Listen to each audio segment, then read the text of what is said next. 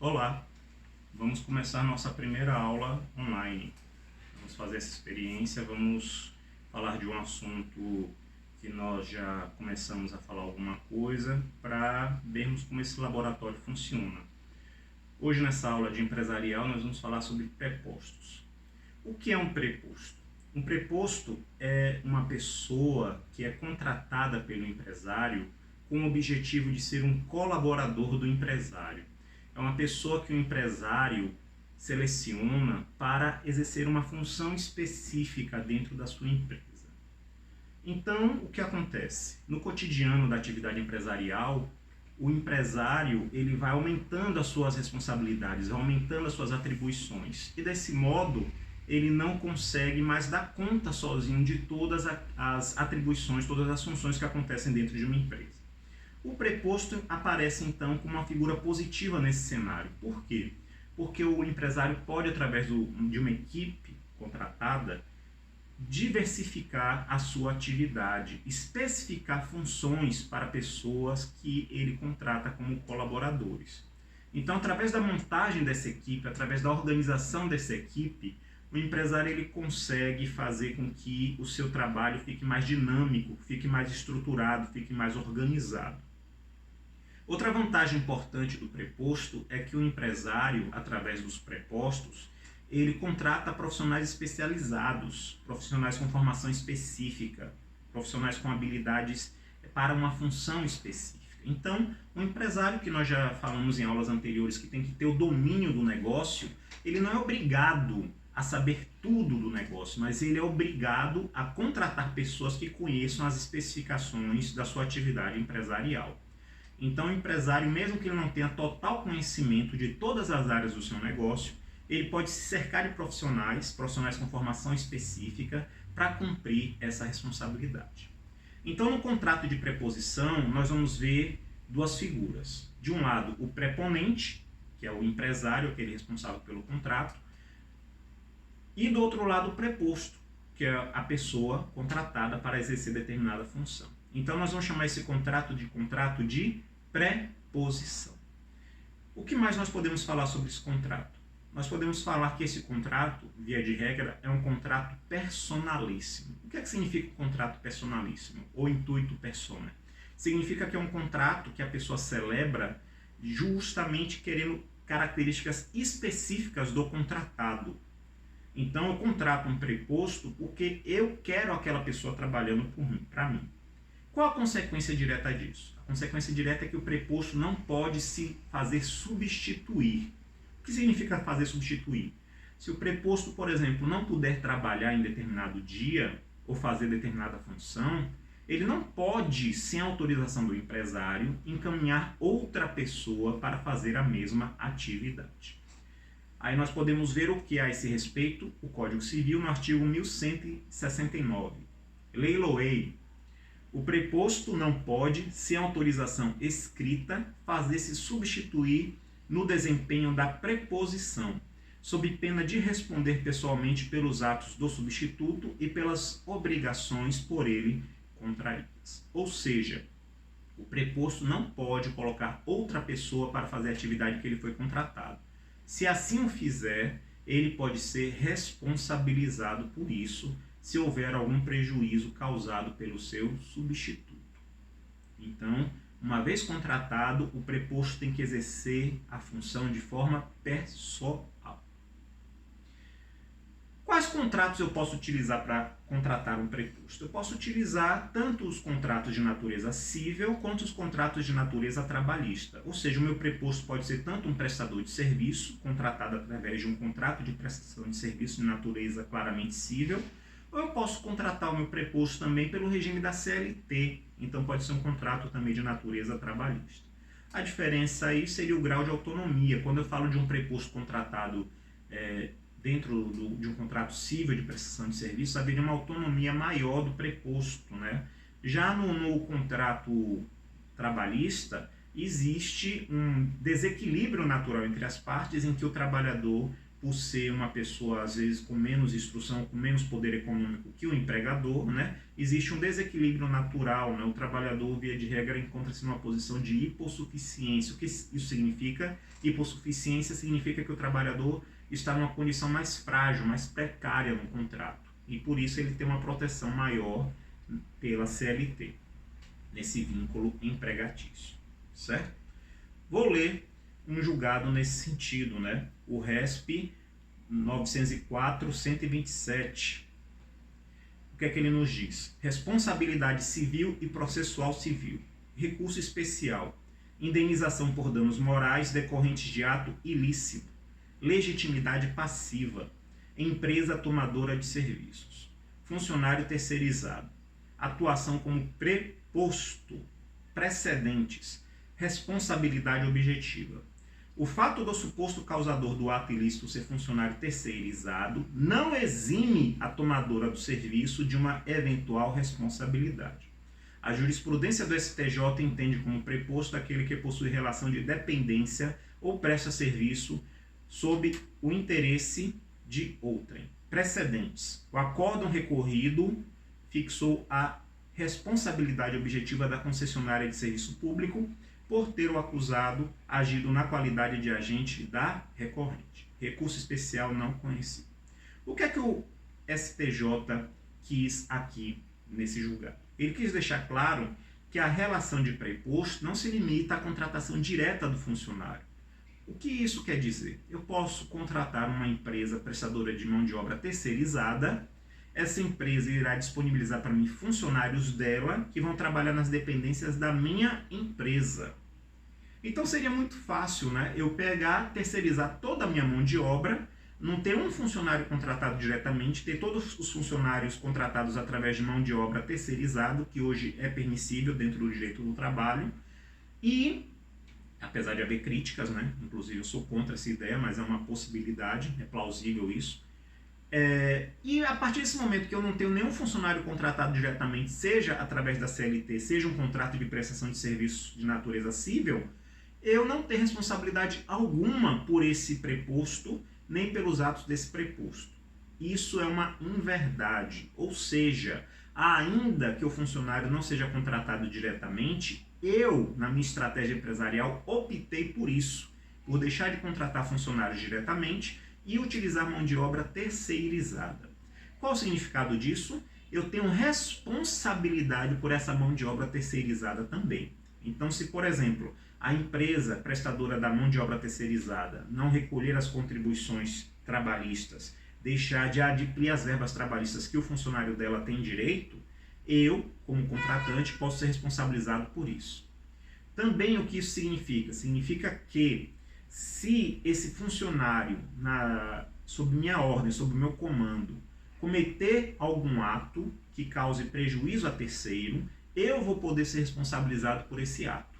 Porque eu contratei, eu optei por esse tipo de contrato. Eu não fui forçado a isso. Então, o que é que nós entendemos? Nós entendemos que, ainda que eu contrate o trabalhador para ser meu preposto de forma indireta, exemplo, através de uma empresa de mão de obra terceirizada, eu ainda tenho responsabilidade sobre sua atuação. Eu não me eximo de responsabilidade. Então, quem tenta contratar a mão de obra quase em sua totalidade, ou até na sua totalidade por empresa de mão de obra terceirizada, ainda continua responsável pelos atos desses funcionários. Tudo bem?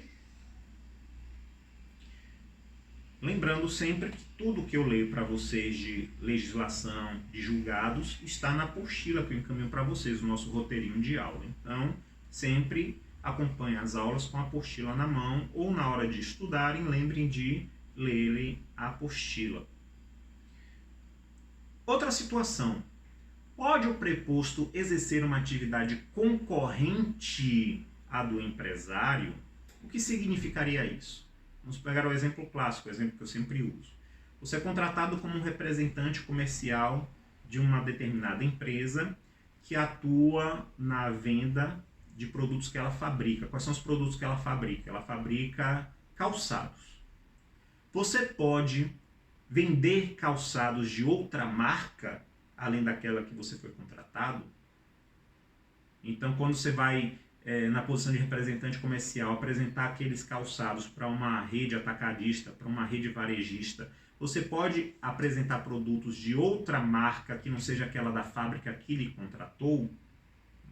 Via de regra, você não pode.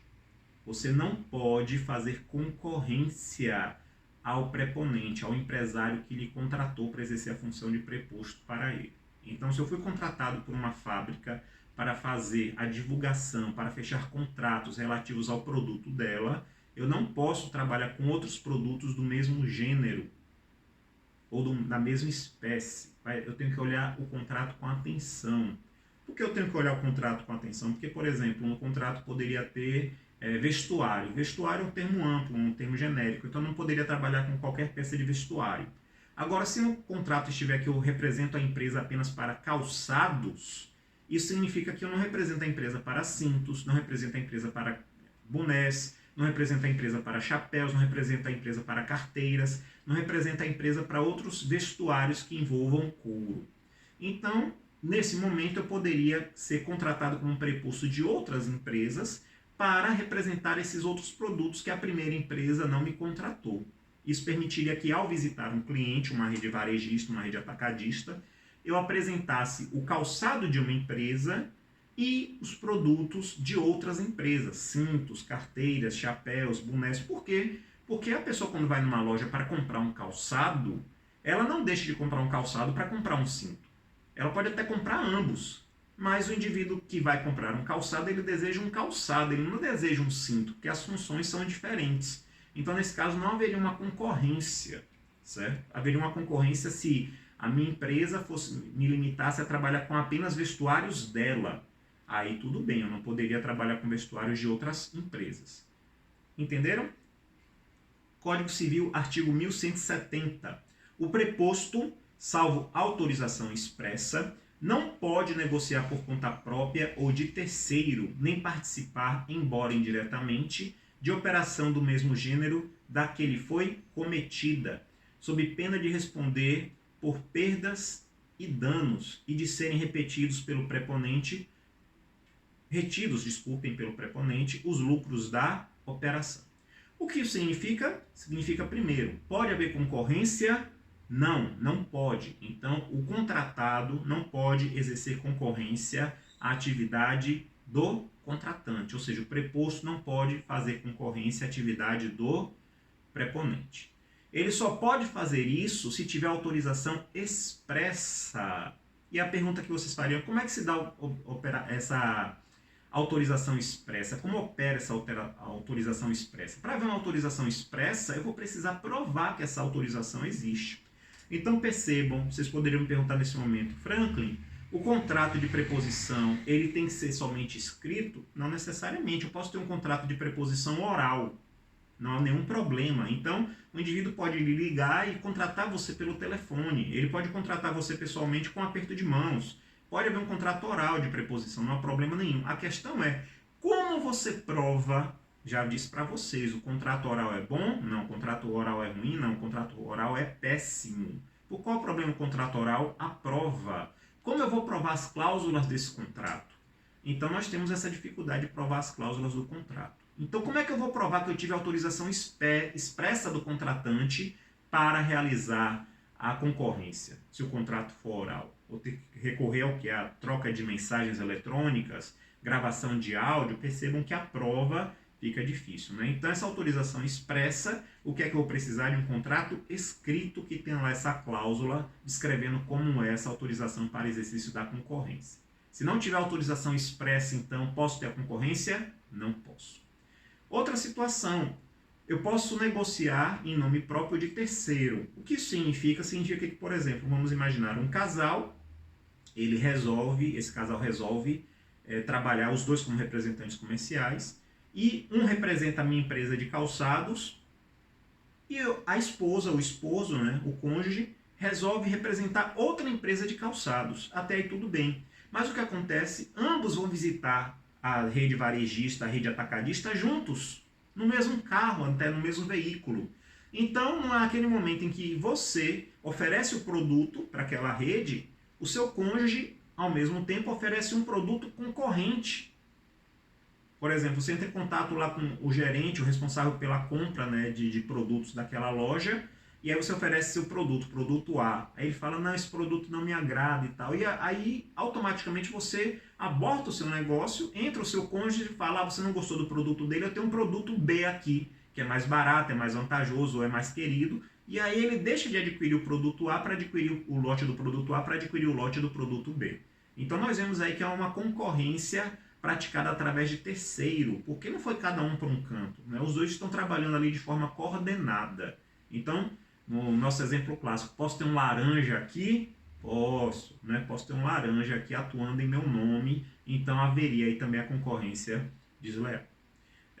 Lembrando, o mesmo gênero, então falei do vestuário, falei do calçado, mas se eu represento ao mesmo tempo calçado e tintas, são produtos que são obviamente gêneros distintos, então aí não há nem o que questionar, porque uma loja atacadista, uma rede varejista, uma rede atacadista que represente tintas, que trabalhe com tintas, via de regra não vai trabalhar com calçados, né? Vocês poderiam ter dizer, mas tem os calçados industriais, né? Seria um caso específico, né? Mas o indivíduo ele vai poder ir numa rede dessa e oferecer calçados, né, industriais, EPIs, e tintas ao mesmo tempo, e não seria concorrência desleal.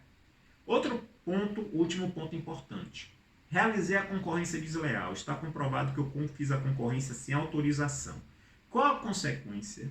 O preposto contratado que realiza a concorrência sem autorização, ele vai sofrer 2 tipos de condenação são possíveis. Quais são as condenações? Primeiro, ele pode ser responsabilizado pelas perdas e danos que o empresário que o contratou sofreu.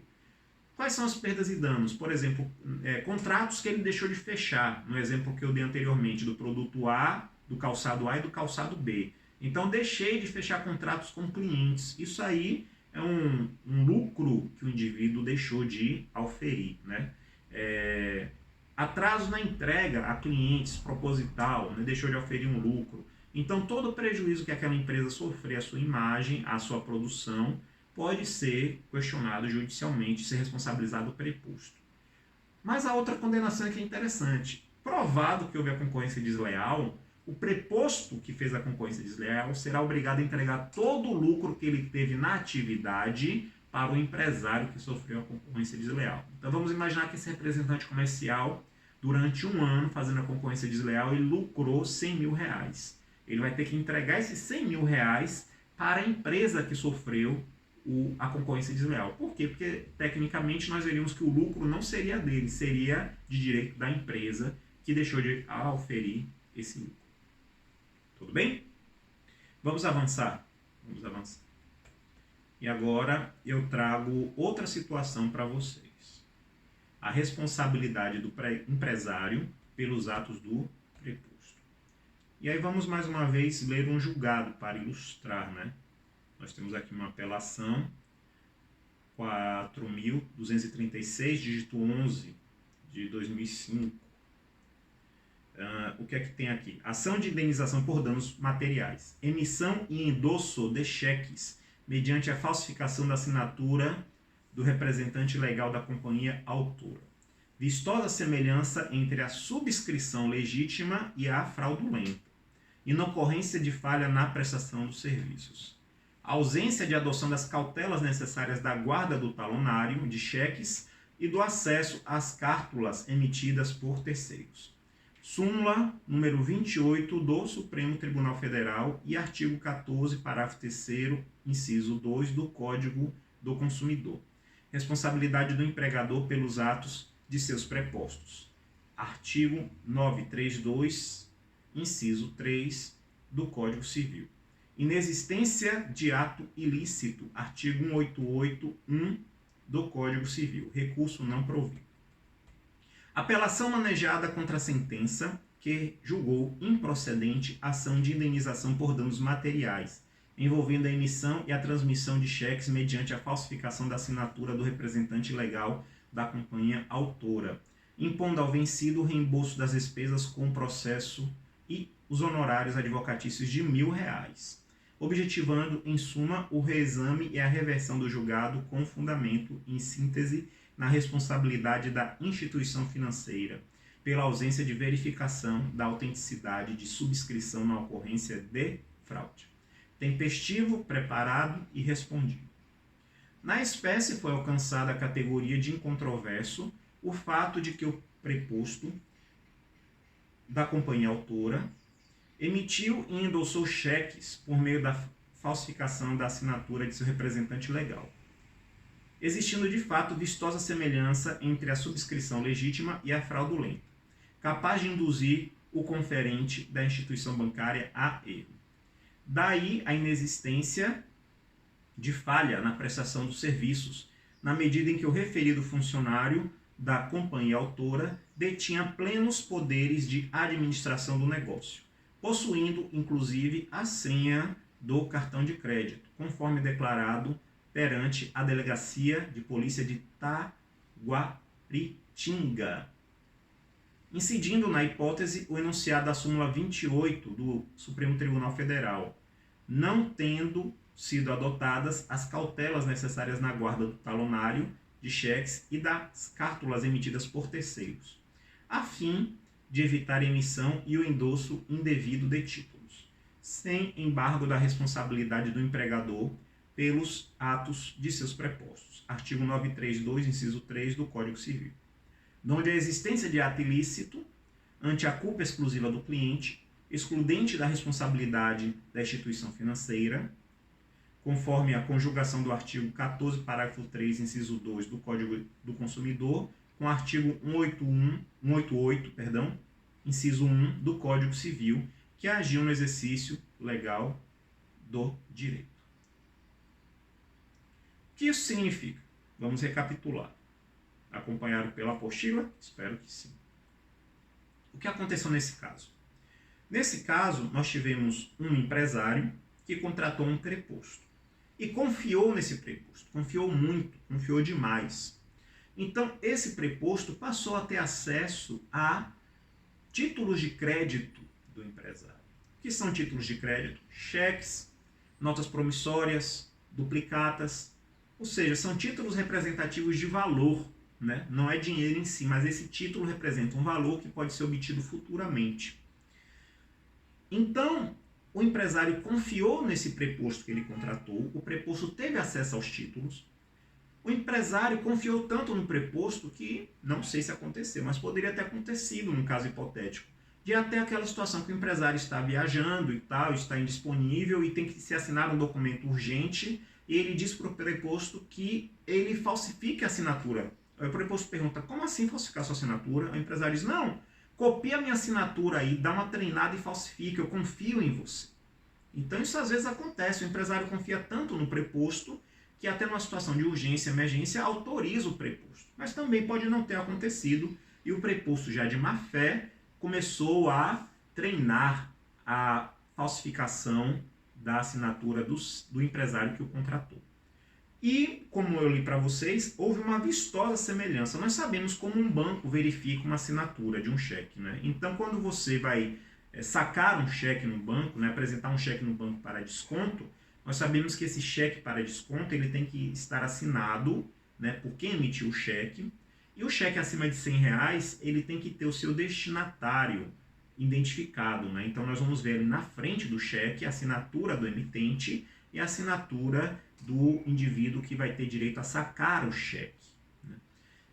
Portanto, nessa situação, esse indivíduo que tem direito a sacar o cheque, ele pode endossar, foi outra palavra que eu falei aqui. O que é um endosso? Um endosso é a transferência de titularidade desse título.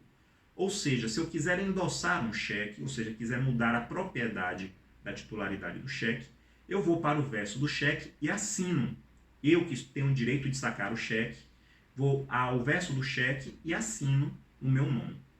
Então aqui, esse empresário deveria ter vários títulos de crédito, vários cheques que ele recebeu de clientes, que recebeu de devedores dele, e o preposto tinha acesso ao local em que esses títulos estavam guardados. E o preposto de má-fé foi lá e falsificou a assinatura do empresário nesses títulos, realizando o quê? Um endosso, ou seja, transferindo a titularidade desses títulos para o preposto poder sacar esses títulos, receber o valor referente a esses títulos. Só que nós já observamos que o empresário em nenhum momento autorizou isso. Então, em posse desses títulos, com essa assinatura falsificada, o preposto foi até a agência bancária e sacou os cheques. Então, quando você chega numa agência bancária com um cheque, está lá identificado o emissor do cheque, ele assinou, está lá identificado quem tem direito a sacar no cheque, e se no verso do cheque tiver a assinatura desse indivíduo que autorizou o saque, você consegue sacar o cheque. Né? Então, ele falsificou a assinatura do empresário, conseguiu sacar o cheque, a assinatura ela era plausível de confusão. Nós sabemos como um funcionário de banco, né, verifica esse cheque. Ele verifica no olho, ele não faz nenhuma perícia técnica no cheque. Então, é uma verificação muito superficial, muito básica.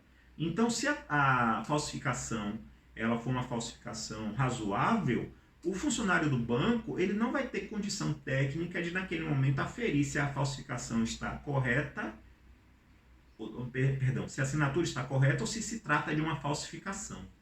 Observe, então, que nessa situação o banco não fez nada de errado.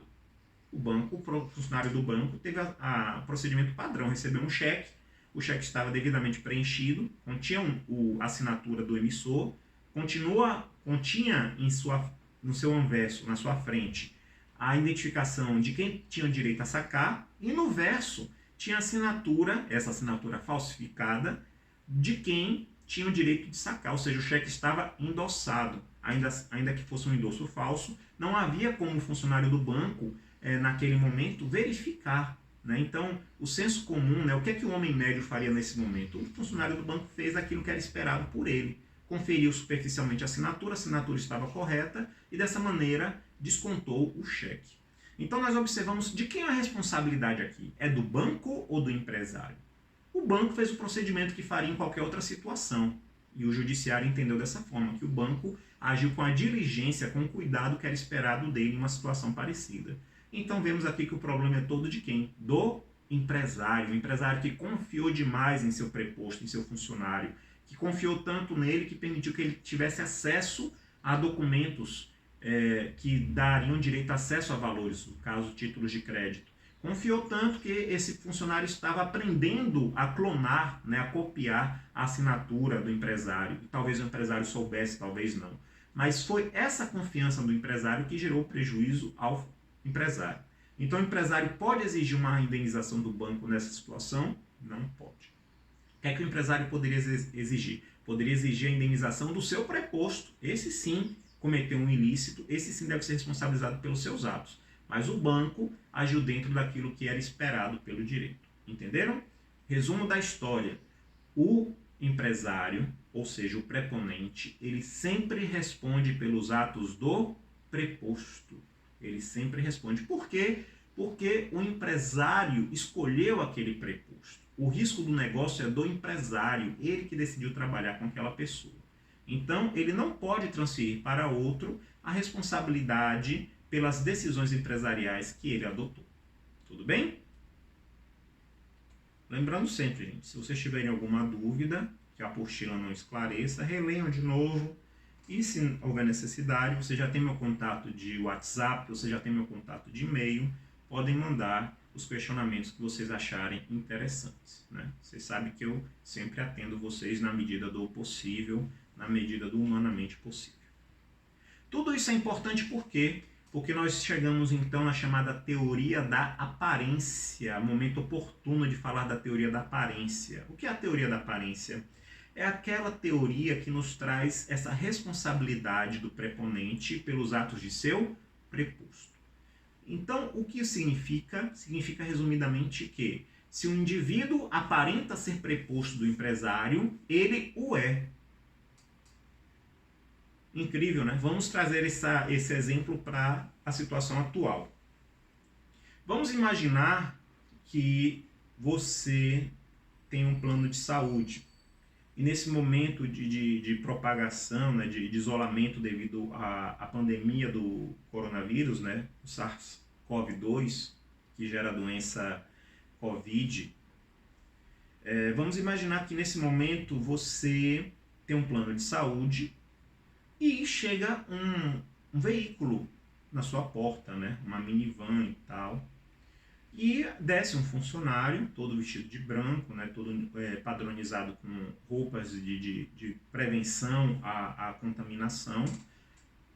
se identifica como funcionário do seu plano de saúde e diz que compareceu à sua casa por uma medida preventiva do seu plano de saúde para recolher seu material sanguíneo com o objetivo de realizar um exame para saber se você está contaminado ou não pelo vírus SARS-CoV-2.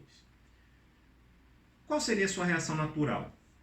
Você ficaria surpreso, mas diante dessa notícia de que não há testes suficientes, que não vai haver testes para todo mundo, que só estão testando as pessoas em uma situação mais grave, você se perguntaria, é vantajoso? É vantajoso. Meu plano de saúde está oferecendo isso para mim? Se está oferecendo isso para mim, eu quero. Então, uma pessoa poderia concluir isso. Não, se é o meu plano de saúde, eu quero. Esse indivíduo poderia se apresentar, ter no jaleco dele, na roupa de isolamento dele, poderia ter a logomarca, né? O nome empresarial, o título empresarial do plano de saúde, poderia ter um crachá pendurado no pescoço, até o veículo poderia estar plotado. E aí você permite que o indivíduo ingresse a seu domicílio, em quem ingressa a seu domicílio, ele começa a pedir seus dados. Pede seu RG, pede seu CPF, pede informações, nome de mãe, nome de pai, dados bancários, senhas, né? E você começa a dar esses dados, ele informando que é para uma confirmação, né, para preencher uma autorização de coleta de material. E você, inocentemente, fornece todas essas informações. Depois disso, ele coleta seu material e vai embora. Você espera 1, 2, 3, 4, 5 dias, não recebe nenhum retorno do seu plano de saúde. Quando você liga para o seu plano de saúde, você descobre que o plano de saúde jamais disponibilizou uma equipe para prestar esse serviço. E aí, de repente, você resolve, como você estava em casa em isolamento sem gastar, você resolve fazer umas compras pela internet para entregar na sua casa de alimentos, de gênero de limpeza, o que for. E aí, no que você vai olhar o seu saldo bancário, seu saldo bancário está zerado, aliás, está no negativo, né? Você vai olhar seu cartão de crédito, várias compras foram feitas no seu cartão de crédito. Quem fez isso? Aquele indivíduo que visitou o seu domicílio, que se fingiu, né, ele enganou, ele lubridiou, um verdadeiro estelionatário. Ele fez com que você confiasse que ele era um funcionário do seu plano de saúde, porque ele aparentava em todos os momentos, né, pelo linguajar, pela aparência, pelo comportar-se, né, pelo procedimento, ele aparentou o tempo inteiro ser um funcionário do seu plano de saúde. A pergunta é, de quem é a responsabilidade pelo prejuízo que você sofreu? Por incrível que pareça, eu posso responsabilizar a empresa, o plano de saúde. Como assim? Porque nós estamos falando de teoria da aparência. Ou seja, o plano de saúde pode alegar, mas eu não conheço essa pessoa. Eu nunca vi na vida, é um golpista, é um estelionatário, não fazemos ideia de quem seja. Mas é o risco do negócio, por mais incrível que seja, o empresário ele tem que adotar todas as medidas possíveis e imagináveis para que se evite que os seus clientes ou seus credores sofram qualquer prejuízo em razão da ação de um preposto, autorizado ou não. Então, nessa situação, o indivíduo aparentava ser preposto do plano de saúde, aparentava pela postura, pelo equipamento, pelo linguajar, pelo procedimento que ele demonstrou, ele enganaria qualquer homem médio. O que é um homem médio? É aquele indivíduo que adotaria o procedimento padrão, o procedimento esperado para qualquer ser humano. Ou seja, nem de nada de exagerado, nem nada muito inocente. Então, você pode imaginar, mas eu não cairia num golpe desse. Né? Mas e um idoso que vive sozinho, uma idosa que vive sozinho, que já está no isolamento, já não conversa com ninguém, sente esse vazio emocional de estar em isolamento, e aparece alguém oferecendo auxílio para essa pessoa, né? Então, às vezes o homem médio, quando nós nos medimos como homem médio, esquecemos dessas pessoas em situação mais frágil. Então, essa pessoa deve ficar no prejuízo? Não. Quem vai responder? O empresário vai responder. E o que é que o empresário poderia fazer numa situação dessa, por exemplo? O empresário poderia vir às redes sociais, vir através da imprensa, com o informativo de que não existe equipe autorizada para coleta de material. E esse exemplo é um exemplo interessante, porque apesar de não ter acontecido no segmento empresarial, já há notícias em Salvador de criminosos se fazendo passar por equipes sanitárias da Secretaria de Saúde estadual ou municipal, invadindo as casas das pessoas com esse objetivo de coletar material, né, de fazer exames relativos a SARS-CoV-2 e acabarem, em acesso à casa das pessoas, realizando furtos, né, furtos ou roubos, né, não sei porque eu não me aprofundei no caso, se foi furto ou se foi roubo, aos domicílios dessas pessoas. Só que nesse caso nós não estamos falando de uma empresa, né? O preponente no caso seria o governo, seja o governo estadual, seja o governo municipal. Então nossa pergunta seria, e se fosse um plano de saúde? Se fosse um plano de saúde, estaria claro aqui dentro do direito empresarial a responsabilidade que poderia ser infringida, né? O plano de saúde poderia sofrer essa responsabilidade. Entenderam? É estranho, mas é um risco do negócio em que o empresário ele tem que se precaver nessas situações.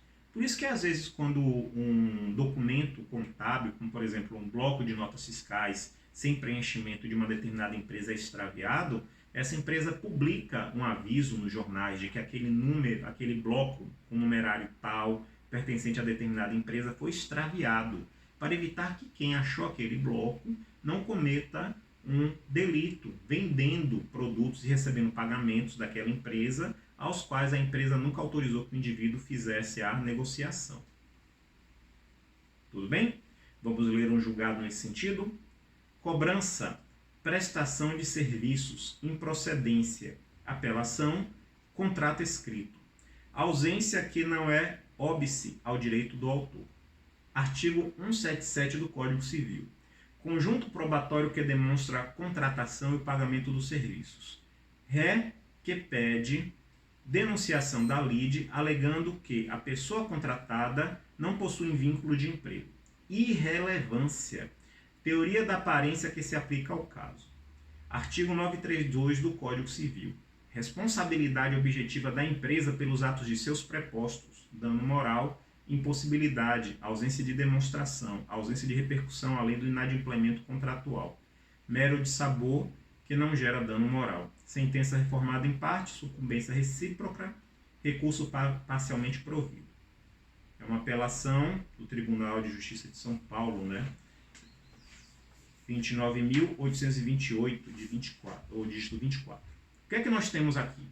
Nós temos aqui uma situação em que o indivíduo era preposto de uma empresa, porém não tinha contrato escrito. Nós vimos que a necessidade de contrato escrito quando se fala de preposição, não há necessidade de contrato escrito quando se fala de preposição. O contrato de preposição ele pode ser oral, não há nenhuma dificuldade nesse sentido. Então, mesmo que não exista contrato escrito, é plausível a responsabilidade do empresário quando verificado que o contrato de fato existia, que existia o contrato de preposição envolvendo as partes. Então, a empresa, ainda que não exista contrato escrito, ela ainda continua responsável pelos atos do seu preposto, né? Essa relação entre empresa e preposto, entre preponente e preposto, pode ser demonstrada de outras formas. Então, nós temos aqui uma aplicação da teoria da aparência. Vamos a uma pequena pausa para continuarmos a segunda parte da aula. Ok?